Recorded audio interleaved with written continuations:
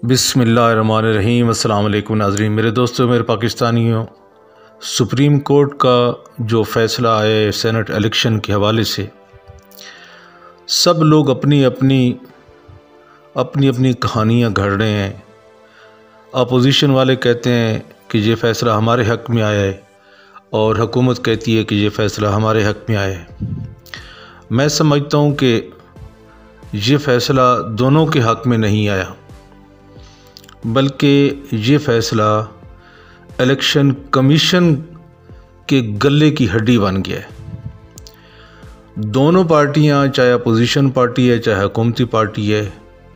उनके लिए इस फ़ैसले में कोई ख़ास इतना बड़ा रिलीफ नहीं दिया गया। इमरान खान साहब के लिए फिर भी कुछ न कुछ इसमें फ़ायदा हो गया है, लेकिन अपोजिशन जो मिठाइयाँ खा रही है, लड्डू खा रही है, उसकी तो मुझे कोई समझ नहीं आती। ये पहले की तरह पहले मिठाइयाँ खाते हैं, लड्डू खाते हैं और फिर बाद में सफ़े मातम इनके घरों में बिछ जाती है, और इस दफ़ा भी इनके साथ ऐसा ही हुआ है। लेकिन इलेक्शन कमीशन जो है एक इदारा है पाकिस्तान का, उसके ऊपर सुप्रीम कोर्ट ने बहुत बड़ी ज़िम्मेदारी डाली है। नाज़रीन, देखा जाए तो इमरान खान साहब जिस दिन अदालत में गए थे, ये जो सदारती रेफरेंस सुप्रीम कोर्ट में गया था, तो यही तो इमरान खान साहब चाहते थे कि कोई ऐसा तरीका निकाला जाए, कोई ऐसा मैकेनिज़्म निकाला जाए जिसके ज़रिए से जो सेनेट का वोट बिकता है उसको पकड़ा जा सके और जो ख़रीदता है उसको पकड़ा जा सके। मैं ये नहीं कहता कि उनकी उमंगों के मुताबिक फ़ैसला आ गया, लेकिन उसी से मिलता जुलता ये फ़ैसला ज़रूर आया है जनाब सुप्रीम कोर्ट की तरफ से। मैं आपको वजाहत करके बताता हूँ। इमरान खान साहब चाहते थे कि शो ऑफ हैंड के ज़रिए से इलेक्शन हो, यानी कि जिस बंदे ने मुझे वोट देना है वो मेरी पार्टी के साथ हाथ खड़ा करके बताए कि मैं जनाब जो मेरा कैंडिडेट है उसको वोट दे रहा हूँ, और जो नवाज़ शरीफ का वोटर है जिसने नवाज़ शरीफ को वोट देना है वो बाकायदा नवाज़ शरीफ की सफ़ में खड़ा होकर कहे कि मैं जनाब नवाज़ शरीफ का वोटर हूँ। ये इमरान खान साहब चाहते थे कि शो ऑफ हैंड के ज़रिए से वोट हो, लेकिन सुप्रीम कोर्ट ने बड़ा ज़बरदस्त तरीके से इसको मैनेज किया है। सुप्रीम कोर्ट का मैं उसको सलाम करता हूँ, कितना बेहतरीन फ़ैसला दिया है कि जो इमरान खान साहब चाहते थे कि चोर को पकड़ने के लिए जो वोट चोरी करता है, जो पैसों से बेचता है, जो ख़रीदता है, इन दोनों को पकड़ने के लिए कोई ऐसा मैकेनिज़्म दिया जाए हमें। जो राय थी सुप्रीम कोर्ट की तरफ से वो इलेक्शन कमीशन को दी गई, वो बड़ी स्ट्रॉन्ग है। उसको आप देखें, मैं आपको बताऊंगा तो आपको समझ आ जाएगी कि वो कितनी स्ट्रॉन्ग है। नाजरीन, सबसे पहले समझने की बात यह है कि सुप्रीम कोर्ट का जो फैसला आया है उसमें लिखा हुआ है पैराग्राफ 3 में कि ये इलेक्शन आइन और कानून के मुताबिक होगा। कहीं भी ये फैसले में नहीं लिखा कि सिर्फ आइन के मुताबिक होगा, बल्कि लिखा है कि आइन और कानून के मुताबिक होगा। तो ये सबसे बड़ी डायरेक्शन है जो सुप्रीम कोर्ट ने दी है। अब आइन और कानून दोनों को अगर आप मिक्स करते हैं, यानी आइन के मुताबिक यानी 226 के मुताबिक और आर्टिकल 118(3) के मुताबिक, ये दोनों को मिक्स करके जब कोई पढ़ता है तो उसका वाज़ेह समझ आ जाती है कि आइन और कानून के मुताबिक जो वोट होगा वो इलेक्शन कमीशन इस चीज़ की ज़िम्मेदारी लेनी पड़ेगी। ये ज़िम्मेदारी इलेक्शन कमीशन के ऊपर सुप्रीम कोर्ट ने इस फैसले के मुताबिक बड़ी ज़ोर से डाली है, बड़ी पाबंदी से ये ज़िम्मेदारी इलेक्शन कमीशन पे डाली है कि आप इस चीज़ के ज़िम्मेदार हैं कि जो सेनेट का इलेक्शन है ये फेयरली होना चाहिए, इसमें किसी किस्म की करप्शन, किसी किस्म का कोई डाउट नहीं होना चाहिए। ये सुप्रीम कोर्ट का जो फैसला है, ज़्यादातर इसमें जो ज़िम्मेदारी डाली गई है वो इलेक्शन कमीशन के ऊपर डाली गई है। मेरे दोस्तों, मेरे पाकिस्तानी अपोजिशन की जो पार्टी के लाइक माइंडेड हैं, चाहे वो सहाफ़ी हैं, चाहे वो एंकर हैं, चाहे वो सोशल मीडिया वर्कर हैं, वो तो खुदा जाने कहाँ से पढ़ के आए हैं या उन्होंने फ़ैसला पढ़ा भी है या नहीं पढ़ा है, वो तो बहुत आगे की बातें कर रहे थे कि जी सदर को इस्तीफ़ा दे देना चाहिए, सदर का रेफरेंस जो है वो मुस्तरद कर दिया है सुप्रीम कोर्ट ने और न जाने वो डस्टबिन में डाल दिया, इस तरह की बातें कर रहे थे। लेकिन उनको इस बात की समझ ही नहीं आई कि ये जो फैसला आया है इसके ये वोट खुफिया रह सकता ही नहीं है, यानी कि ये जो वोट है ये पोलिंग की हद तक खुफिया होगा, यानी उस वक्त डालते वक्त किसी को पता नहीं चलेगा कि ये किसको डाला गया है वोट और कौन है डालने वाला। लेकिन जब ये पोल हो जाएगा वोट, उसके बाद पार्टी का कोई भी रहनुमा या हुकूमती इदारे या कोई भी हैं जो इसको चेक करना चाहते हैं, तो उसके लिए इस बैलेट पेपर के अंदर एक ऐसा मैकेनिज़्म डाल दिया जाएगा, यानी 1 2 3 4 5 6 7 कोई नंबर भी दिया जा सकता है, कोई भी इस तरह का जो टेक्नोलॉजी का जिक्र कर दिया है सुप्रीम कोर्ट ने कि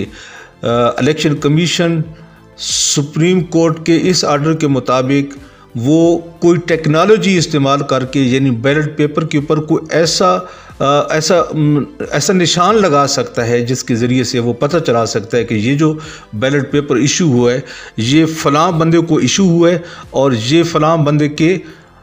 वोटिंग बॉक्स से मिला है। तो एक निशानदेही हो जाएगी इससे कि किसने पैसे लिए हैं और किसने पैसे दिए हैं। तो ये पूरे का पूरा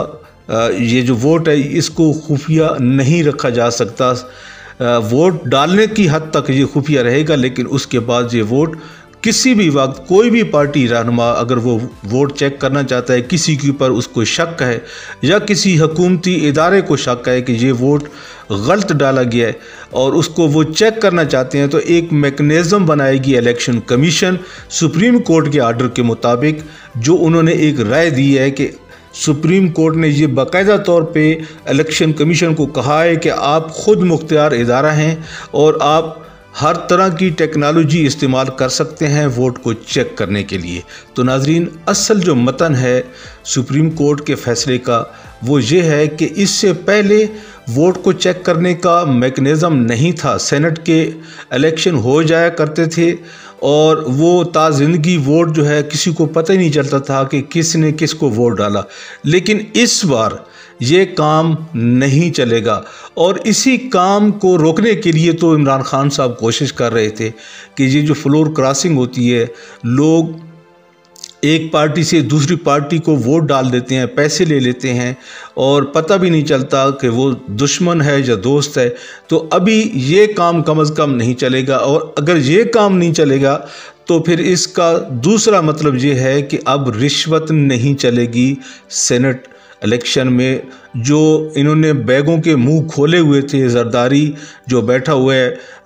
अभी पार्लियामेंट में पहुंच चुका है, उसने बाकायदा तौर पे ये क़याम करना है इस्लामाबाद में, उसने आके सेनेट इलेक्शन तक बाकायदा रहना है। वो जो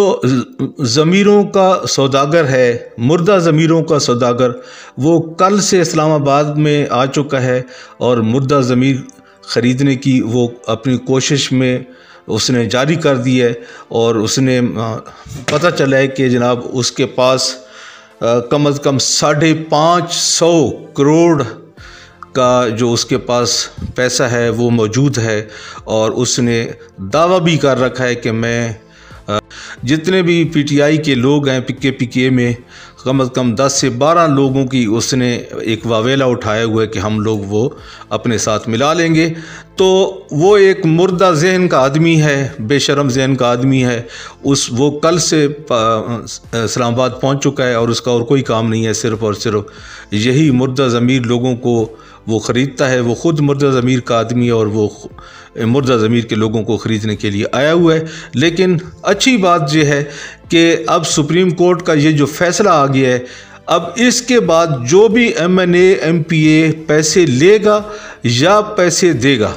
उसको कन्फर्म तरीके से पकड़ा जाएगा, तरीके से जो एक राय दी है सुप्रीम कोर्ट ने।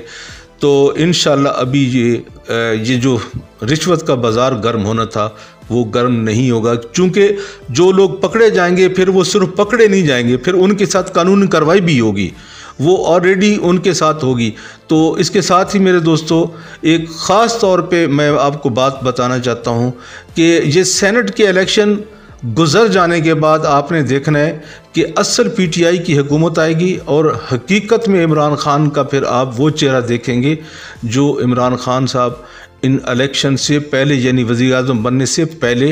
हमेशा जलसे जुलूस में बोला करते थे। इंशाअल्लाह जीत इमरान खान की होगी 3 मार्च को। जितना ये वावेला कर लें अपोजिशन की पार्टियां, कुछ भी इनके हाथ नहीं आएगा। अब इनके लिए बहुत सख्त चीज़ें सामने आ चुकी हैं और सुप्रीम कोर्ट ने जो फैसला दिया है वो इनके गले की हड्डी बन चुका है। अब ना तो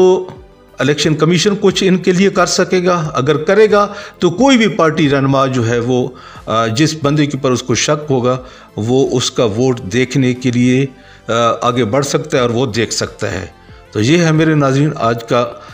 जो फैसला आया है सुप्रीम कोर्ट की तरफ से और इसका मतन ये है। उम्मीद करता हूँ आपको समझ आई होगी इस वीडियो की, और अगर आई है तो कमेंट बॉक्स में ज़रूर लिखें कि ये सुप्रीम कोर्ट का फ़ैसला अच्छा था या आपको पसंद आया या नहीं पसंद आया। बहरहाल पाकिस्तान जिंदाबाद का नारा ज़रूर कमेंट किया करें। वीडियो अच्छी लगे तो इसको शेयर करें और मेरे चैनल को सब्सक्राइब करें। इसके साथ इजाज़त चाहता हूँ। अल्लाह हाफिज़।